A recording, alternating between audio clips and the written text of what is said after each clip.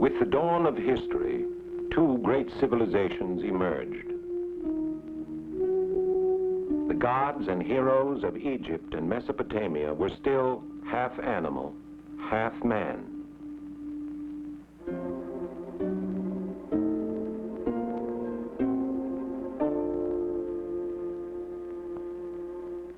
Then, about 4,000 years ago, in the fertile crescent of land which bridged these early civilizations, the idea of a single, formless, unique God gradually arose, and the drama of the Hebrew people began.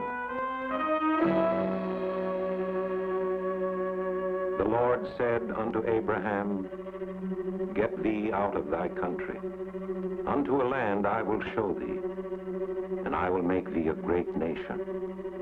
And in thee shall all the families of the earth be blessed. So the tribes of Abraham departed and lived for a while in the land of Canaan. But when a time of famine descended on them, they sought refuge in Egypt. Here, at first, they were welcome. But later, when cruel rulers came to the throne, they were enslaved. After several generations, Moses led them out of bondage. On Mount Sinai, he withdrew, alone, and made a covenant with the God of his fathers.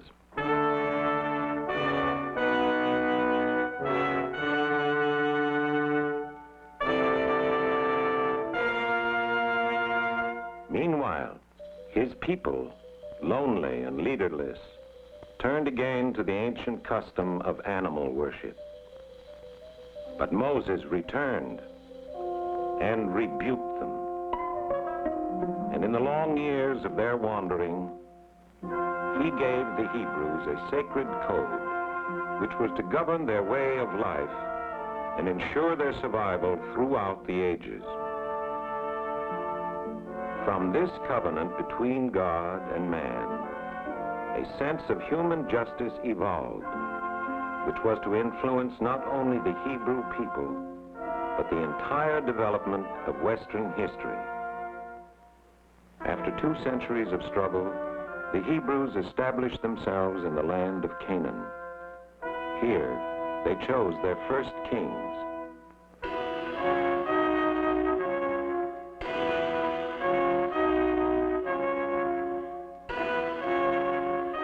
Under Solomon, the kingdom expanded and flourished.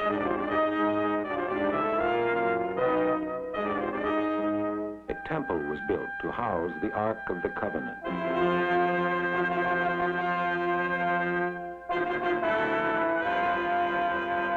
For some of the people, this was a time of prosperity. Others were burdened with heavy taxation. The country was divided. Royal power continued to be abused, and pagan worship was revived. The luxury and laxity of this period were challenged by many great prophets who warned the Hebrews against the injustice of man to man and cried out to them to remain loyal to the God of their fathers. Then, in the year 587, the Babylonians destroyed Jerusalem. The Judean king was captured, blinded, the temple burned. Tens of thousands carried into captivity. Here in Babylon, without a land of their own, without a temple, without a king, the Jews preserved their identity and kept their faith alive. In place of temple ritual, they created the synagogue. Here, aging scholars, fearing their beliefs and customs might be wiped out completely, sought to preserve their ancient oral traditions in the written word. And Judaism became the religion of the book.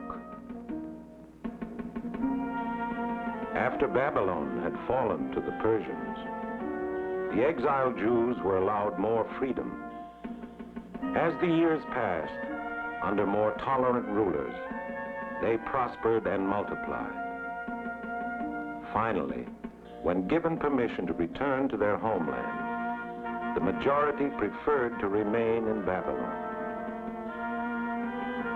Those who did return to Jerusalem, in time rebuilt the temple. Then came waves of conquest from the west. Some of the Jews accepted Greek speech and customs, but eventually they rebelled, successfully, driving out the invaders. The kingdom of the Maccabees, however, came to an end, and Jerusalem was engulfed in the Roman Empire. This wave of invaders was met by zealous Jewish nationalists who arose in fierce revolt. This time the attempt failed. It was during this period of Roman occupation that Jesus lived and that the Christian church began. In the year 70, the Romans destroyed Jerusalem. Once again, the temple was leveled to the ground. Even in the face of destruction and desolation, their spirit of unity remained intact. In the next 400 years, Jewish scholars of devastated Palestine, along with those in the flourishing academies of Babylon, developed a vast body of Jewish law known as the Talmud, which was to preserve the unity and integrity of the Jewish people in the long years of the dispersion. There had been Jews in Europe from the time of Alexander the Great. Now there were migrations east and west, with thriving colonies in many leading urban centers. Early in the 7th century, a new prophet arose to create yet another religion. Mohammed took many ideas from the Old Testament and acknowledged the same prophets. When waves of Muslim warriors swept across North Africa into Spain, so too went the Jews. In the 9th, 10th, and 11th centuries, a golden age of Jewish creativity arose in Spain. Jews took Arab names, spoke Arabic among themselves, and profoundly influenced Muslim thought. Meanwhile, Christianity had spread over Europe north of the Pyrenees. With the Crusades, a mass movement of undisciplined Christians set out to deliver the Holy Sepulchre from the hands of the Muslims. On the way, Crusaders massacred many Jews, whom they considered even more dangerous opponents of the Christian faith than the hated Muslims. In Spain, persistent efforts were made to convert Jews to Christianity, often by physical coercion. Entire Jewish communities submitted to baptism to escape the horrors of persecution, while in secret they continued to practice their own religion. With the Inquisition, large numbers of converted Jews were tortured and burned as heretics.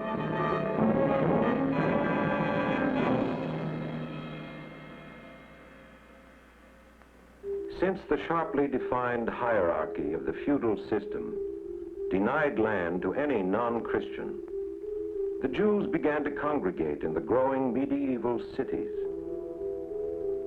Both of their own choosing and because they were forced to, their way of life kept them separate and apart.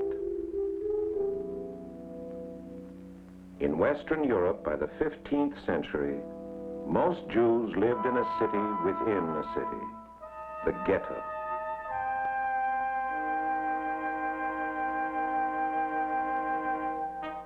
In the late 18th century, the French and American revolutions extended the ideal of human equality to all peoples.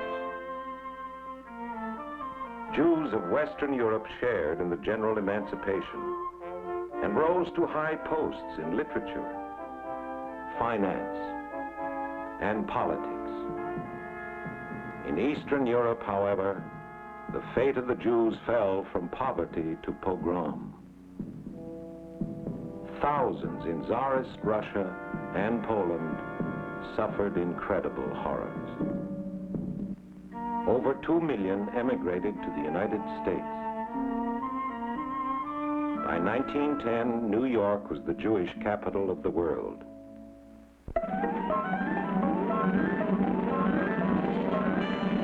Then, in our own century, people of Europe, troubled and insecure in the aftermath of the First World War, looked to new leaders to relieve them of their fears, and for scapegoats to whom they might attach the blame for their own economic plight.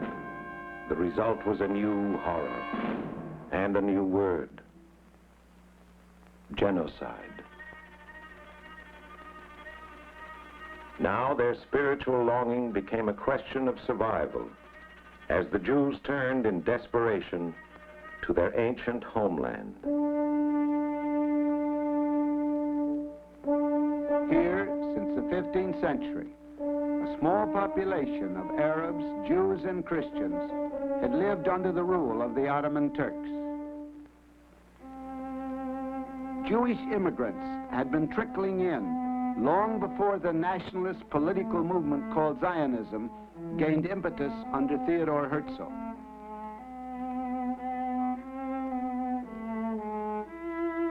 Zionists gained financial support for small agricultural settlements.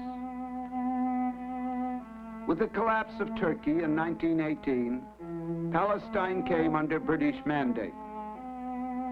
The city of Tel Aviv, once barren sand dunes, boomed during British occupation.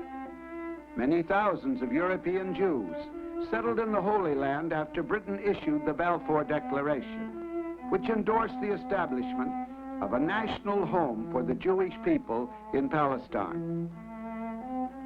In spite of growing Arab opposition, Jewish immigration increased as a result of Nazi persecution.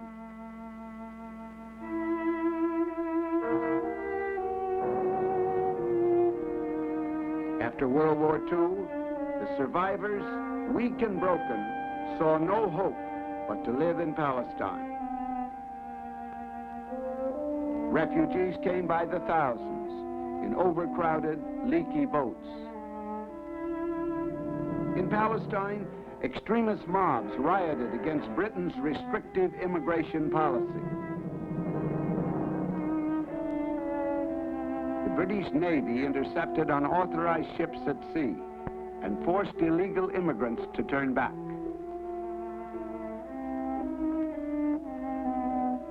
On the island of Cyprus, refugees were confined in detention camps.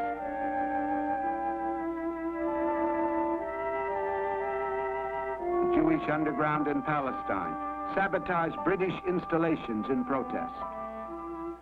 Unable to resolve the situation, Britain placed the problem in the hands of the United Nations. After months of investigation, a resolution was passed calling for the partition of Palestine into Jewish and Arab sections.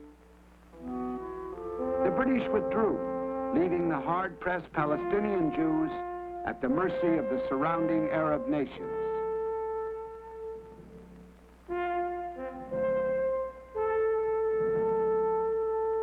A few hours later, Ben-Gurion and the other leaders proclaimed Israel a sovereign state.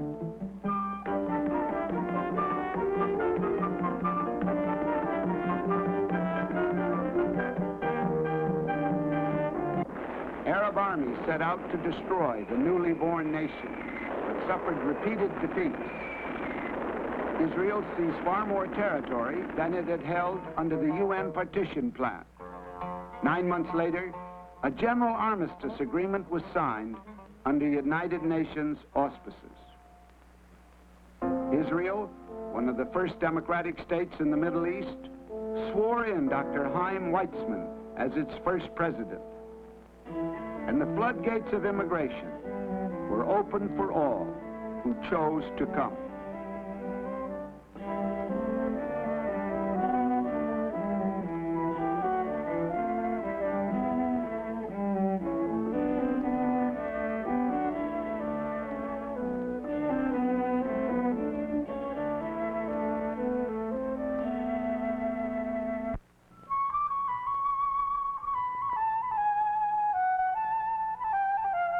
For 30 years, Israel's doors have remained open, and Jews have come by the millions. And still they come, from all over the world, for many reasons, to this land.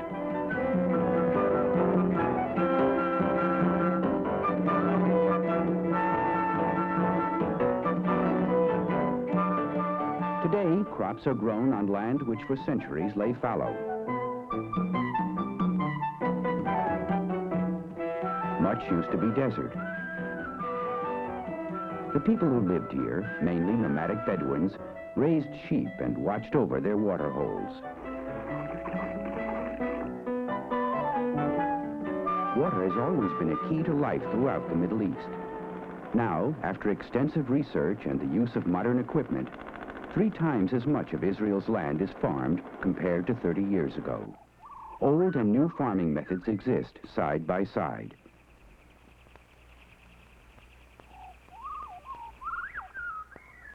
In the past, collective settlements called kibbutzim were given much credit for agricultural progress.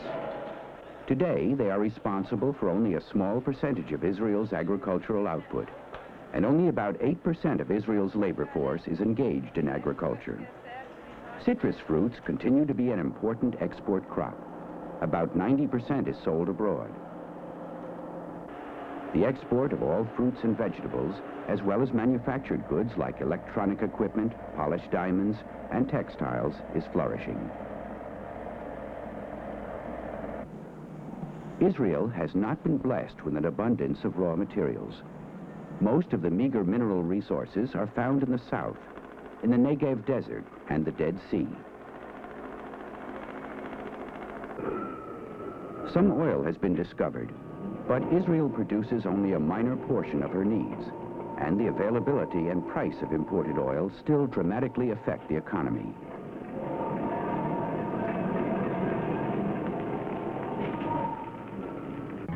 Industry, like the economy as a whole, has developed rapidly and been helped with financial support from abroad. This growth was achieved despite the scarcity of raw materials and energy sources, a restricted local market and long distances from export markets, as well as a political situation in which many Middle Eastern countries can boycott Israeli goods.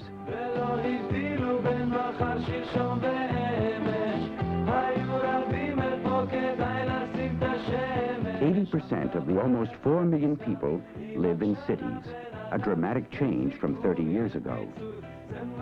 Israelis pay some of the highest taxes in the world, often half their income. In addition, inflation is extremely high.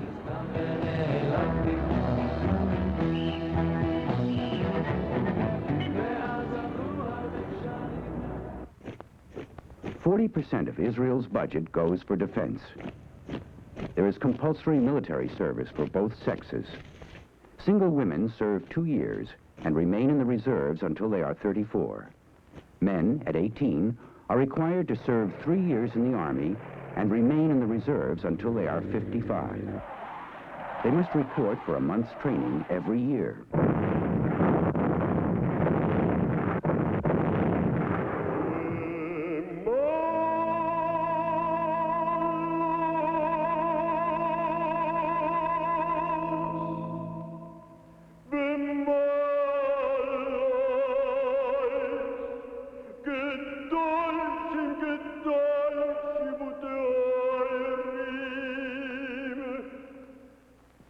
Israel has fought 4 major wars in the past 30 years, and in spite of its peace settlement with Egypt, security continues to be a full-time concern. Okay, בבקשה. תודה. כן, אדוני.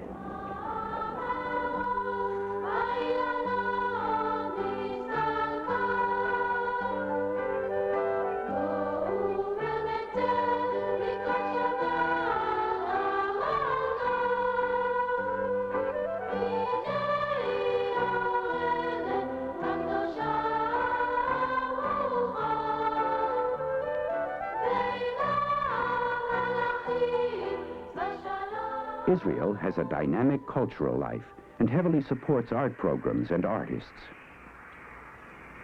Yigal Tumarkin, like many modern Israeli artists, has had his works displayed all over the world.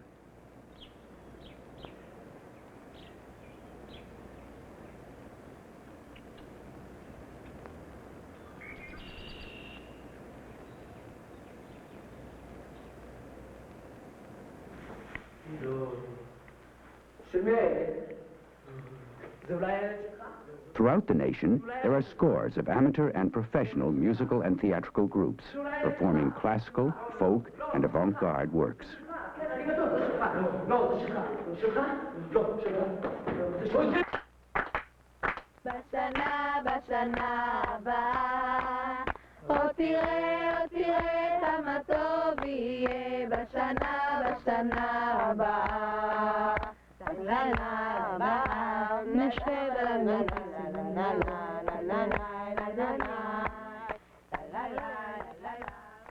Israel is special, if not sacred, to more different religious faiths than any other area in the world. Jerusalem is considered holy by each of the three major monotheistic religions. Jews worship in David's city at the Western Wall.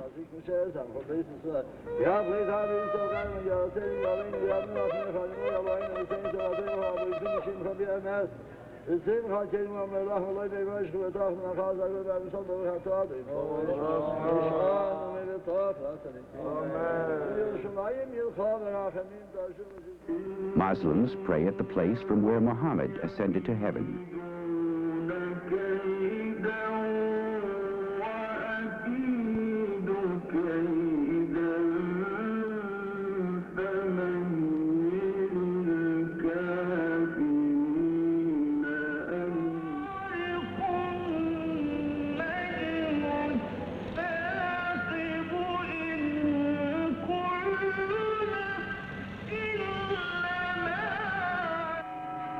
Christians worship where Christ was born, where he preached, was crucified, and died.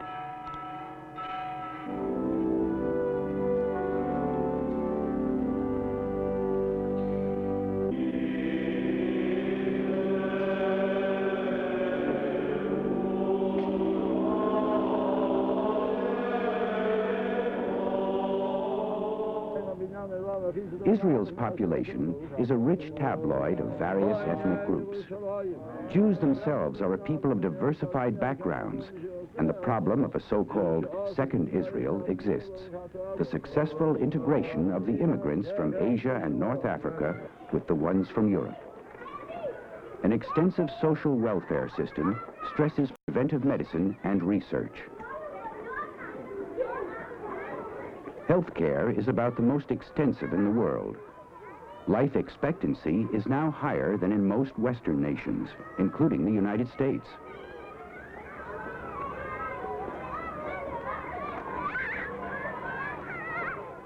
Social security laws help provide old age pensions, unemployment insurance, and protection in case of accident or sickness.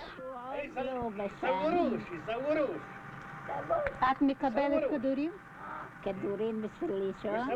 לא. אסור, לא בתנאים. The majority of Israel's non-Jewish population is Arab. Some Bedouins have settled on the land and become farmers, but many continue their nomadic ways. Most of the hundreds of thousands of Arabs who left Israel in 1948 and 1967 still live in refugee camps in other countries. The Israeli government is attempting to integrate its Arab population.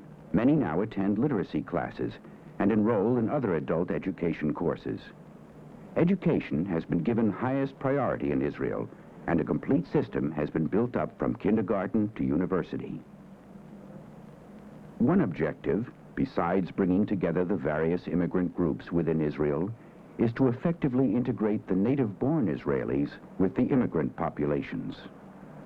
Education is free and compulsory between the ages of 5 and 15. Numerous adult courses exist, and 30% of the country's population is said to attend some sort of educational institution. Incidentally, Israel is the only country in the world which uses the Bible as a history textbook. The Hebrew language has been revived and is now a highly polished instrument for daily speech, modern literature, scholarship, and even science. מספיק. לא בכל הכוח, כיוון שאחר כך ההברגה עלולה להישבר. כן? זהו. בהתחלה עם האצבע, ואחר כך תחזק את זה. תתפוס ממש מקסימום גבוה. עד הסוף, עד הסוף. אבל לא בכל הכוח, כדי שהבורג לא יישבר. מה המצב אצלך, שלמה? Israel is the only true democracy in the Middle East. The Knesset, or parliament, is elected, and every citizen, male and female, over the age of 18, Jewish or not, is entitled to vote. Debates can be lively. Opinions are wide-ranging and vigorously argued.